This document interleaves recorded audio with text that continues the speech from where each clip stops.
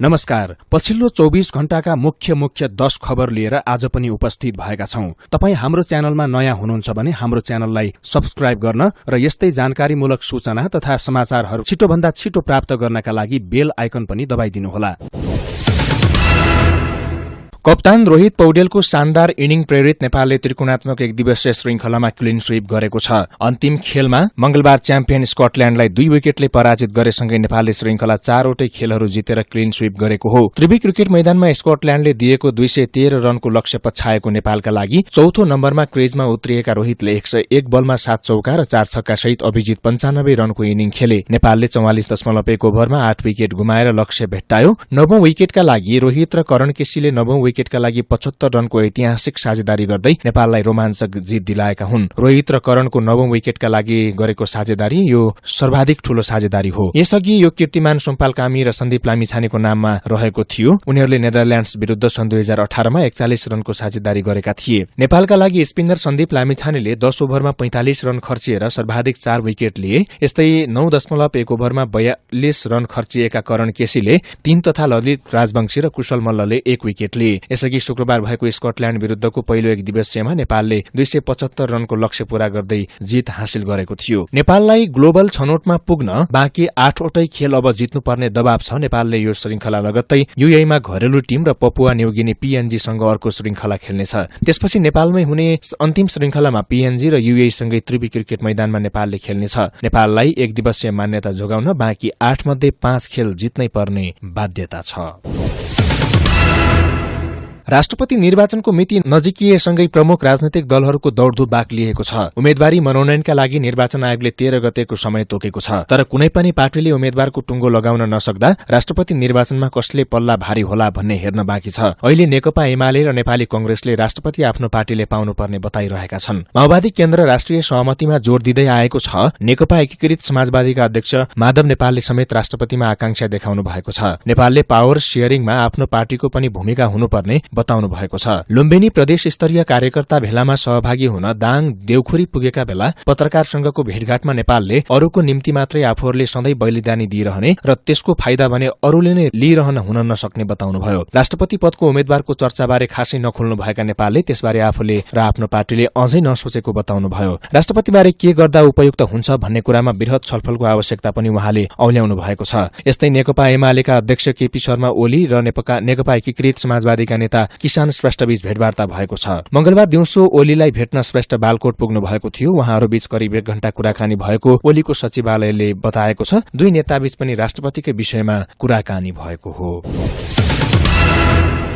सरकारले संसदलाई बिजनेस दिन नसक्दा संघीय संसदको हिउँदे अधिवेशन शून्य र विशेष समयमै सकिने भएको छ। सरकारले बिजनेस नदिँदा संसदले राम्रोसँग काम गर्न नसकेको हो। अघिल्लो प्रतिनिधि सभापछि निष्क्रिय भएका विधेयकलाई पुनः दर्ता गर्ने गरी सरकारले हाल कुनै पनि विधेयक नल्याएको संसद सचिवालयका प्रवक्ता एकराम गिरीले जानकारी दिनुभयो। अघिल्लो प्रतिनिधि सभाको कार्यकाल सकिएपछि 27 वटा विधेयक निष्क्रिय भएका मध्ये सम्पत्ति शुद्धिकरण, मनी लाउन्डरिङ निवारण तथा व्यावसायिक वातावरण प्रवर्धन सम्बन्धी केही ऐन संशोधन गर्न बनेको विधेयक दर्ता भए पनि अन्य कुनै पनि विधेयकहरू सरकारले संसद सचिवालयमा दर्ता नगराएको उहाँको भनाइ छ। हालसम्म प्रतिनिधि सभाका 4 वटा विधेयक र राष्ट्रिय सभामा 9 वटा विधेयक विचाराधीन अवस्थामा छन्। उहाँले प्रतिनिधि सभामा सम्पत्ति शुद्धिकरण, मनी लन्डरिङ निवारण तथा व्यावसायिक वातावरण प्रवर्धन सम्बन्धी केही ऐनलाई संशोधन गर्न बनेको विधेयकका साथै राष्ट्रिय सभाबाट प्रतिनिधि सभामा सन्देशसहित 3 वटा विधेयक रहेको प्रवक्ता गिरीले बताउनुभयो। गिरीले प्रतिनिधि सभाको आगामी बैठकमा सम्पत्ति शुद्धिकरणसँग सम्बन्धित केही नेपाल ऐनलाई संशोधन गर्न बनेको विधेयक पेश हुने सम्भावना रहेको बताउनुभयो। सांसदहरूले भने सरकारले संसदलाई बिजनेस दिन नसकेको गुनासो गरेका छन्। संघीय संसदको यो अधिवेशन लगत्तै बजेट अधिवेशन पनि सम्मुखमा छ। संसदमा रहेका राजनैतिक दलहरू अहिले कसलाई राष्ट्रपति बनाउने भन्ने कसरतमा रहँदा संसदले बिजनेस नपाएको हो। वैशाख अन्तिम साताबाट बजेट अधिवेशन शुरू हुनेछ।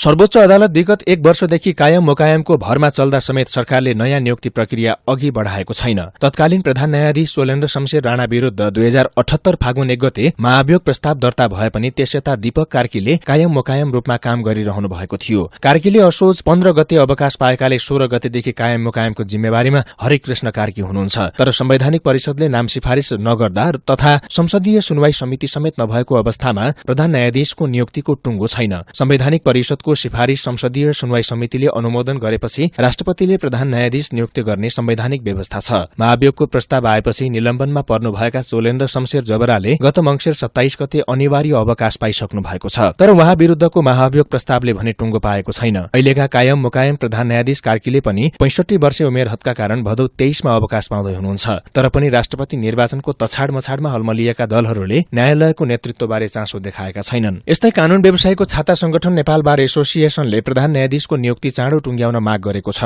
एसोसिएशनका अध्यक्ष गोपालकृष्ण घिमिरे नेतृत्वको टोलीले बालुवाटारमा प्रधानमन्त्री पुष्पकमल दाहाल प्रचण्डलाई भेटेर अविलम्ब प्रधान न्यायाधीश नियुक्तिका लागि सिफारिश गर्न माग गरेको हो। सर्वोच्च अदालतमा प्रधान न्यायाधीश र अन्य न्यायाधीश खाली हुँदा न्याय सम्पादनमा असर परेकाले यसलाई चाँडो टुंग्याउन प्रधानमन्त्रीको ध्यानाकर्षण गराइएको अध्यक्ष घिमिरेले बताउनुभयो। सरकारले प्रधान न्यायाधीश र न्यायाधीश नियुक्तिलाई विशेष रूपमा लिनुपर्ने उहाँको भनाइ थियो।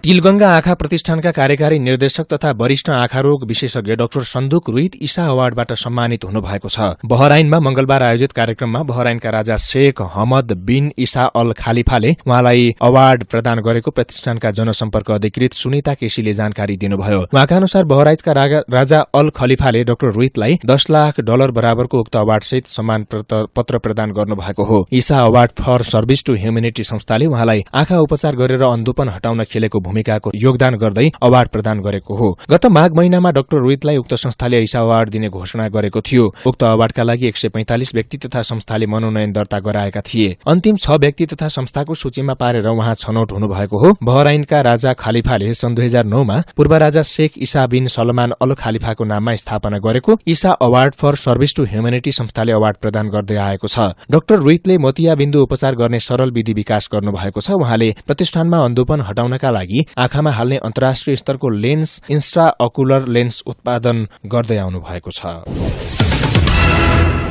राष्ट्रपति विद्यादेवी भण्डारीले स्वास्थ्य सेवा प्रवाहलाई सुदृढ बनाउन तीनै तहको सरकारले ध्यान दिनुपर्ने बताउनु भएको छ। हेटौडामा मदन भण्डारी स्वास्थ्य विज्ञान प्रतिष्ठानको भवन उद्घाटन गर्दै उहाँले आधारभूत स्वास्थ्य सेवा नागरिकको मौलिक हक भएकाले गुणस्तरीय सेवा सबै नागरिकको पहुँचमा पुर्याउनु पर्ने बताउनुभयो। स्वस्थ नागरिक उत्पादनको लागि विद्यार्थी तहदेखि नै बालबालिकालाई हेरचाहसहित पोषणयुक्त खाना खुवाउनु पर्ने उहाँले बताउनुभयो। स्वास्थ्य सेवा र शिक्षाका लागि ठूलो मात्रामा विदेश पलायन भइरहेको पुँजीलाई रोक्न स्वदेशमै गुणस्तरीय स्वास्थ्य शिक्षा उपलब्ध गराउने कार्यमा यस प्रतिष्ठानले महत्वपूर्ण भूमिका खेल्ने पनि राष्ट्रपति भण्डारीको अपेक्षा रहेको छ।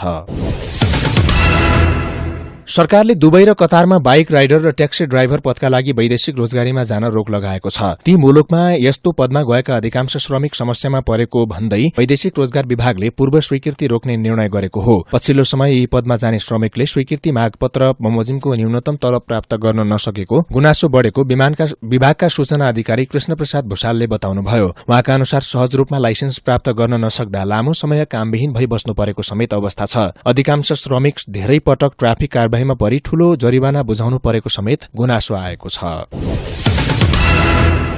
सरकारले दूधको मूल्य बढ़ाउने तयारी गरेको छ। राष्ट्रिय दुग्ध विकास बोर्डले महँगीलाई कारण देखाउँदै दूधको मूल्य प्रति लिटर 10 रुपियाँले बढ़ाउने प्रस्ताव कृषि तथा पशुपन्छी विकास मन्त्रालयमा गरेसँगै सरकारले मूल्य बढ़ाउने तयारी गरेको हो। गत फागुन 2 मा बोर्डले सरकारलाई मूल्य विश्लेषण प्रतिवेदन बुझाएको थियो, जसअनुसार लिटरमा 14 रुपियाँसम्म लगत महँगिएको भए पनि 10 रुपियाँ मात्रै बढ़ाउन सिफारिश गरिएको राष्ट्रिय दुग्ध विकास बोर्डले जनाएको छ। चौधरीका अनुसार किसानको दूध उत्पादन लागतबारे बोर्डले 7 प्रदेशमा अध्ययन गरेको थियो, जसअनुसार मूल्य बढ़ाउनै पर्ने देखिएको उहाँले बताउनुभयो। बोर्डले गत 2 फागुनमा मूल्य बढ़ाउने बारेको अध्ययन प्रतिवेदन मन्त्रालयका सचिवलाई बुझाएको थियो। मूल्य बढ़ने प्रतिवेदन बारे मन्त्रालयले थप छलफल गरी मन्त्री परिषदमा मूल्य सिफारिश गरेपछि सरकारले मूल्य बढ़ाउने बारे निर्णय लिनेछ।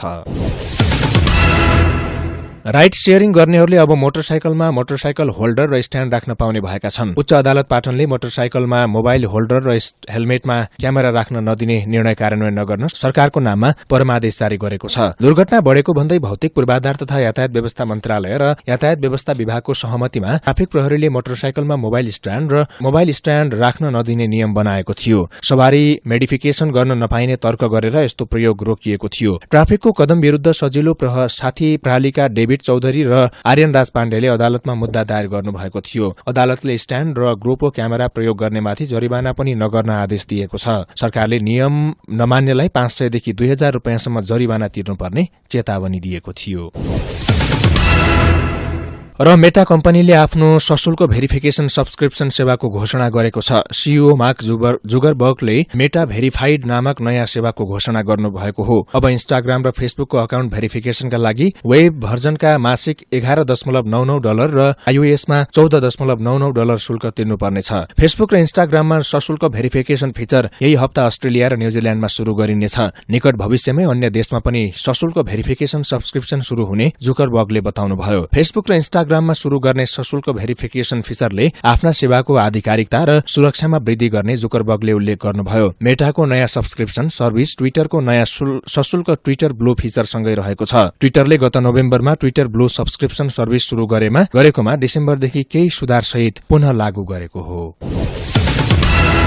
आजका लागि मुख्य 10 खबर यति नै। तपाईलाई हाम्रो भिडियो र समाचार कस्तो लाग्यो कृपया प्रतिक्रिया दिन नभुल्नुहोला अनि यस्तै जानकारीमूलक समाचारका लागि हाम्रो च्यानललाई सब्स्क्राइब गरी बेल आइकन थिच्न पनि नभुल्नुहोला। नमस्ते।